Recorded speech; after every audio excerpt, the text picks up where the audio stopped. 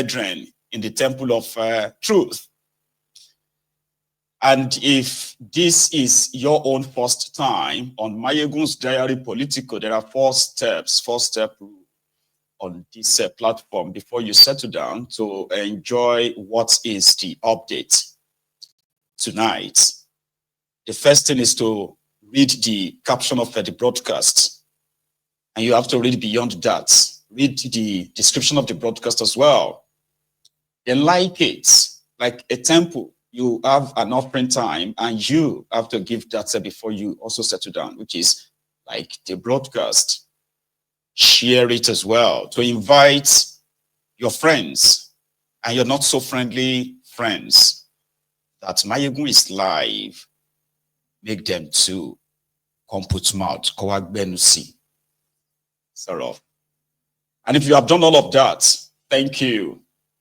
Again, welcome to Mayegun's Diary Political, the Temple of Truth, tonight. And the man that has now become almost the nightmare of the Tifnumbu and his gang. You know, in Nigeria, right, the way the system works, election is pretty much just like a ritual. Let's just do it to make it look like we are democratic, or we are democratic and the people actually have choice, but even though people know they don't. And even themselves, the people themselves are pretty much like enablers in bed with their own oppressors in participating in that 4-year or every 4-year ritual called election. Some people will fight for political space in the ruling party. When they can't, they go to the next opposition party. If they can't, they go to the next one. And that's how they go on and on and on until the election is over. And within space of 6 months, a year, you begin to see those who you thought were political enemies a year ago during their charade election or electoral process. You know, the system is so corrupt enough that the ruling party in that contraption would also hire the people to occupy all other political parties in the country, especially the smaller parties. So they are there to hold forth for them in order to help them perpetuate their usual every 4-year rigging. Then something happened in 2022 when, after the disastrous 8 years of Bukwari, a lot of people tend to probably have forgiven PDP, but on one condition. That condition would be if PDP would field a man that has attracted so many young people into, you know, politics, political process. That is a Peter Obi. Except you use Peter Obi, then your sins are not really forgiven. So this condition, of course, was rejected by PDP, which drove them to another smaller party, opposition, the Labour Party. Now, I'm talking about the obedient movement and how they unraveled, how the system created, the rebellious generation who still somehow believes that they have what it takes, they have the number to upstage the establishment and install good leadership, as they claim, the good leadership that will likely help them have a better, brighter, safe future.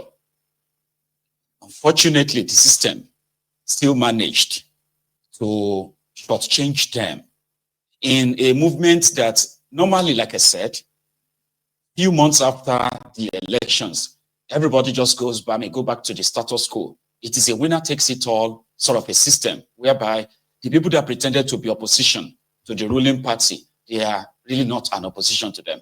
They're just part of the controlled opposition in that place. So Tifnumbu and his gang, they are from this school of thought, okay, where they believe that it's a matter of time the world scatter and then, until the next time. That seems to be the mistake of the establishment. When I say establishment, a lot of you will agree with me that There is no difference between the PDP and APC. Even though some people would say, no, there are a lot of differences. PDP was better than this APC. But when we say there is no difference, you realize that the same PDP had the opportunity of, building a better country where everyone actually would have their own rights. Like, make you feel like you are a citizen of a country. Today, the failure of PDP that brought in this APC, which in itself is also pretty much like orchestrated by the PDP, the birth of APC. So, and when you now look at those who are now the leaders of this APC, you realize that many of them were also PDP.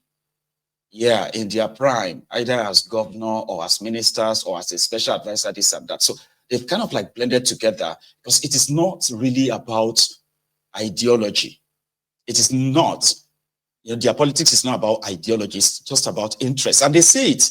They say it all the time. They say Nigeria politics is not, they don't have permanent enemies. They don't have permanent friends, just permanent interest, their own personal selfish interest. Here is the difference. After the 2023 charade, the obedient, who actually were so strong enough to upset the entire system, they shook them. That somehow they told themselves, I'm talking about these rogues in PDP and APC, put them that way, right? They told themselves that must never happen again. We must make sure that it never, ever happens again. And they are doing everything right now to make sure that it never happens again, to the point where they had to shut down their own server during an election, which has created an illegitimate government. Today, Tifnumbu happened to be probably the most despised president you've ever had. This is reality now, right? Tifnumbu is one of the most unpopular person to have been propped up as your leader in that contraption, right? Is the most despised, the most unpopular. And there are many factors to this because Tifnumbu and his gang, they represent division, they represent poverty, they represent retrogression, they represent hatred. And that is something that, as much as Nigeria and Nigerians are more divided than ever, courtesy of these guys, right? The only group of people who have remained almost together, still very much stronger, right? The only group that they seems to have also misjudged until this whole exposure of the entire system, they are the obedience. There is no single day people don't talk about Peter Obi. And guess those who are pretty much talking about him, not the obedient, but Tifnumbu and his illegitimate regime. It has gotten to a stage of obsession. Sometimes you just be like, did this guy actually really think about anything else as government in control, in power, other than just this Obi or Igbo, this Igbo that? So it tells you a lot of how much they dread that's your movement. And a lot of people have probably taken a dig at you. It is because, as they say, people always, right, hate what they can't control or what they didn't create, so to say, in this kind of a political journey. So that means the only group of people who are at least proven to be genuinely against the corrupt, system that you have in that contraption and still want one Nigeria, they are the obedient. And that makes them the most dangerous group of people to the establishment. Don't ever forget that. The reason why they will spend so much time in spreading hatred, division, tribalism, religious this and that is simply because that's the only thing they can do. As much as others will say the obedient themselves are deluded, Nigeria can be rescued, or there is no way you want to rescue this contraption without mingling with the same set of people who brought Nigeria to our knees like this, now kind of congregating as your saviors, coalition this, coalition that. But the important thing here is this, that you are free to disagree, but the important thing here is that it seems that there is no real coalition that can take place in that contraption in the whole talks in town right now without, that will have credibility without the inclusion of disobedience. And why am I saying all of this right now?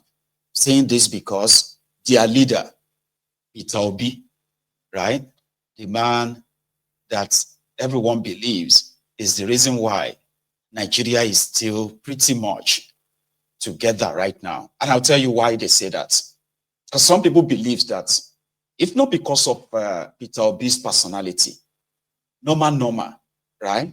After the NSAS massacre, orchestrated and perpetuated by this murderous APC, and then the entire rigging of the election, plus the judiciary, this and that, all of this, they are enough to have actually shut down that contraption, forced the hand of Tinubu, possibly the hands of other rogues to have fled Nigeria. But somehow, they believed, they were waiting for this Peter Obi to give them the go-ahead, which he would never, right? Complex, have been complicated, right? So now, these people are saying to themselves that they are going to participate in an election where Tinubu, with all the power of the power of state, compromised institutions behind him, that this is going to be unriggable election or something. And then people were asking, what will happen when you now get rigged again? Well, usual, heaven will break or not. So Peter Obi, who has become the nightmare of those who are working for Tinubu, that they can't even have a decent interview to tell the world or to tell Nigerians what exactly they are doing and how they are trying to help you out of this economic doldrum. Rather, they will spend much of their time telling you about Obi couldn't do anything different, or Obi is, he didn't have any legacy, this or that. So today, they were having a Emeka Ihedioha, another PDP guy, who is having his 60th birthday. Okay, so at that birthday, where other, the ruiners of Nigeria and the rest of their, they were all there in their own capacity, even though they might not be the actual current ruiners, but they are also players in that league. And then that was where Obi reminded the rest of them that democracy has collapsed in Nigeria. It's, you have the president of a country impeaching an elected governor of a state, and then looking for which part of the law he could use to protect that illegal decision.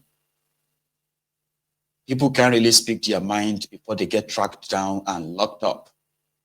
Journalists are spending months and years in jail right now under this APC. And without a real constitution, without a real, probably electoral reform, right?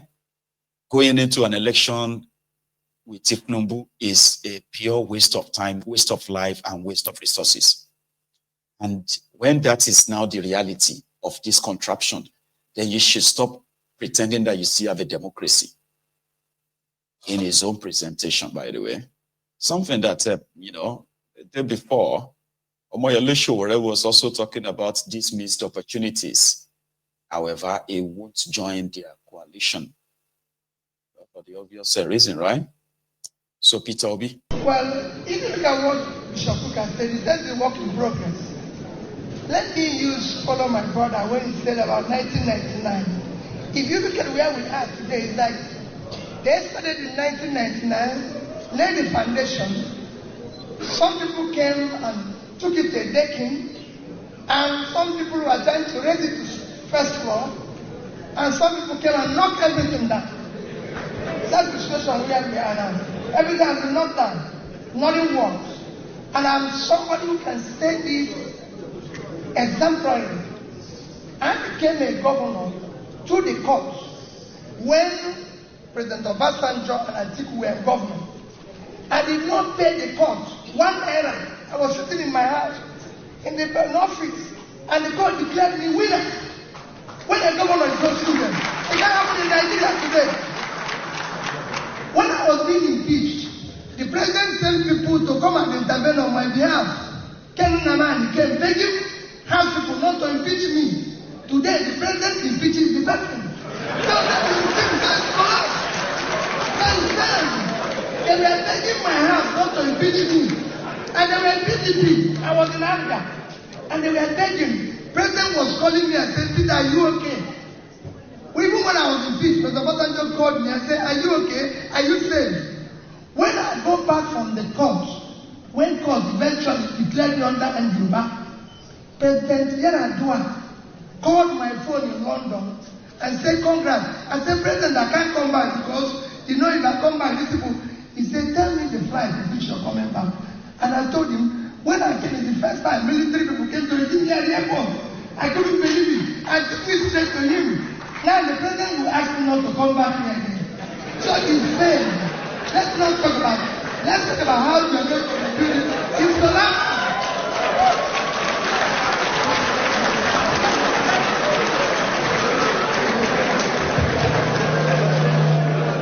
I'm glad that my last respondent said yes and no. So, well, I would say to China is not democratic. it isn't. And I'm not going to compare ourselves with Singapore. It's a country of less than 5 million people. But I'll compare ourselves with Indonesia. Indonesia is 280 million.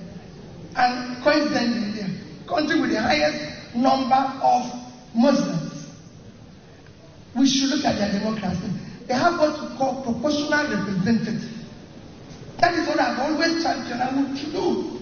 You cannot have, let me even go back, no country in the past 3 years conducted elections have less than 30% of registered voters participate in the election and they held it. Everyone was go and check from South Africa to Mexico to Indonesia. They were not less than 50%. Nigeria was 23% of registered voters. In that 23%, Nigeria is the only country where you can be declared a winner without receiving 50% plus one of the votes. Our own was at 7%.